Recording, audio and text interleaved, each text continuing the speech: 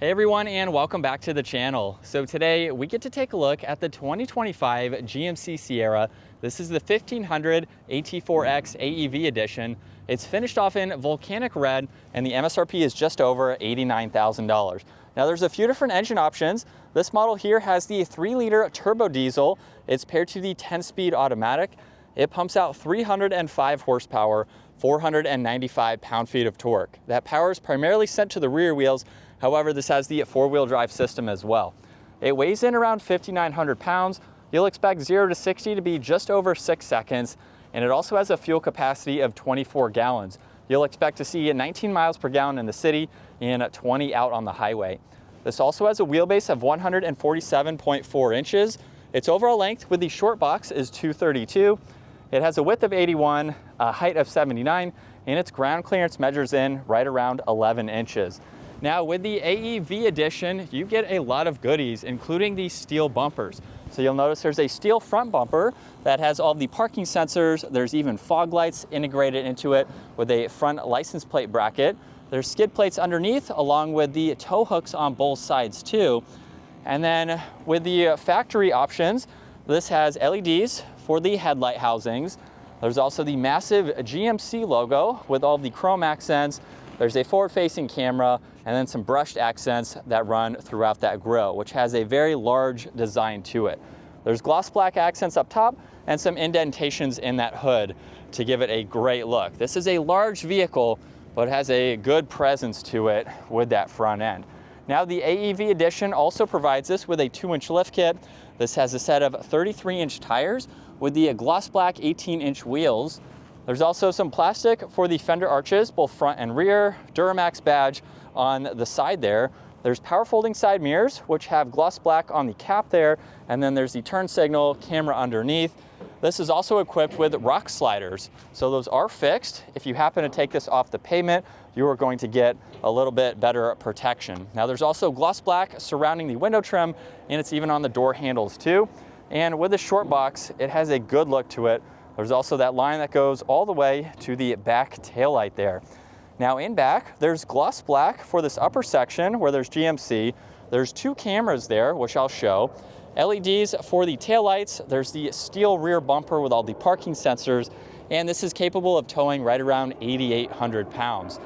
Now, as we take a look at the tailgate now, we have the multi-flex tailgate.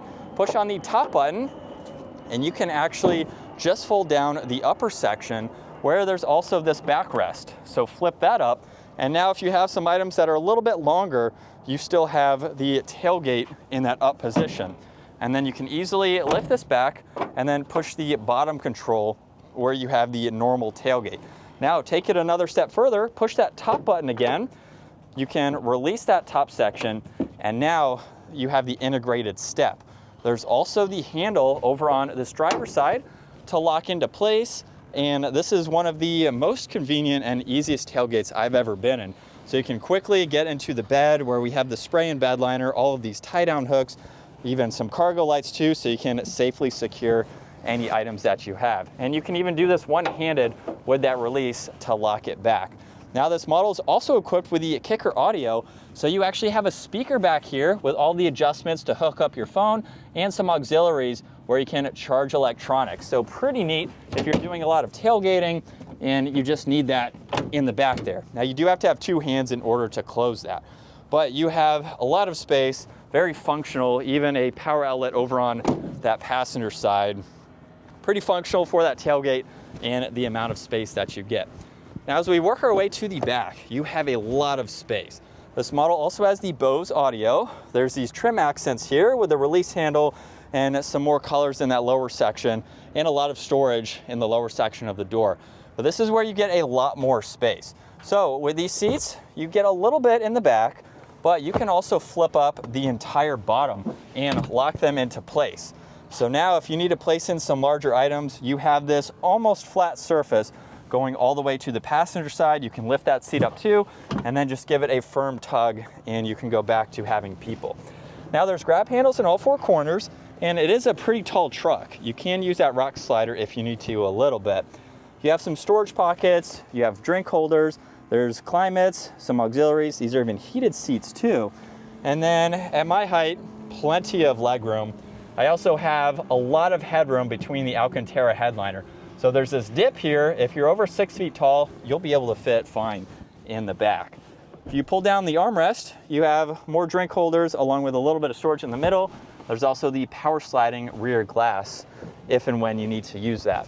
So with a full-size truck, that is what you would expect to see. Up front, there's also the memory seating adjustments, lock and unlock, another AT4X badge, power folding side mirrors, all the window controls, and a lot more storage down below. And then you do have the automatic front seats with all of the badging up top there, and these are even massaging. So you can use this control here to go through all of those settings. And then you get grab handles for your front passengers, making it much easier to enter. Now there's the solid leather steering wheel. There's also paddle shifters, and this is equipped with volume and tuning just underneath that, so you can still go through all of those. And then let's start this up. We can go over the rest of these controls where there's cruise control, distance pacing, heated steering wheel. On the right side, there's Bluetooth and voice commands, and then you can also go through the digital gauge cluster. So there's quite a lot that I can scroll through on this menu here, and you can even get into your display layout. So if you want to change this digital gauge cluster, you have a few different settings here depending on what you would like to see. The last one, clean, there just shows your miles per hour and nothing else. But we'll go back to this classic example here so we can go through the rest of this, where you can even adjust the rest of this information as you would like to. And then you have a lot more vitals that you can scroll through here for your everyday driving. So pretty configurable with a lot of info. And there's also the head-up display where you can go through a few of those settings. Now on this left side, there's the e-brake. You have all the four-wheel drive selectors. Underneath that, you can twist on this dial to go through the driving modes. So there's normal, sport, off-road, and then a terrain setting too. And then there's the tow and haul right in the middle. All of the headlight adjustments, fog lights, there's even the bed light and dimmer switches for the gauges. And there's all the head-up display controls. So right now, I'm not sure if you can see it, it shows miles per hour. I can pull up the distance pacing with miles per hour, show the compass, and then even some off-road pages too. So we're looking at the pitch and roll as well as degrees for the steering wheel, and then just back to miles per hour. Leather covers the entire dash where there's 2 air vents in the middle, and then we have a lot more to go through with the infotainment system. So if we push on the home icon, there's all these icons on the left, including Apple CarPlay and Android Auto, and you have a split screen, so you can get through some info on that right side. You can also pull up music, get into the navigation to pull up the Google Maps. You have your phone when that is paired. You can even get into a trailering mode, so that way you can configure this as needed. There's also a physical home button on the left side, and then power and volume for the audio. Underneath that, there's all the climate adjustments with the heated and ventilated seats, where you'd like the air to go, fan speed, and the temperature dials. It's all laid out very well. There's also lane keeping assist, parking sensors, the engine start stop. You can open up the tailgate. You cannot put it back up, however, but it is nice to have that. There's the hazards, traction control, downhill assist, and then you have a rear locker or the front and rear together. There's a lot more storage down below with 2 cup holders and some auxiliaries. And then if we put this into reverse, you get a lot of different camera angles. So for the size of this truck, you can easily see around. You can look at your hitch view. When you have items in the back, you can go through quite a lot. There's even the bed angle, so if you have any cargo items in the back, you can easily monitor those.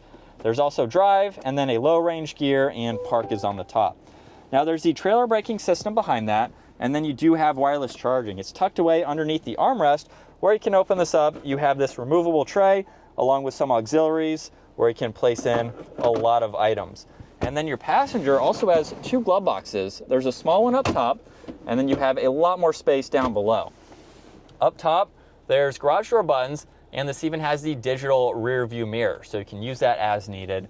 Up top, there's controls for the sunroof, sunshade, you have garage door controls, and then the button for that rear glass. And then being a pickup truck, it is very easy to see over both shoulders, so you really don't have any blind spots. As we set off now behind the wheel for the GMC Sierra, we've been able to drive these quite a lot, so we have a lot of seat time in doing some road trips in these full-size trucks, and this is definitely a great option to go with.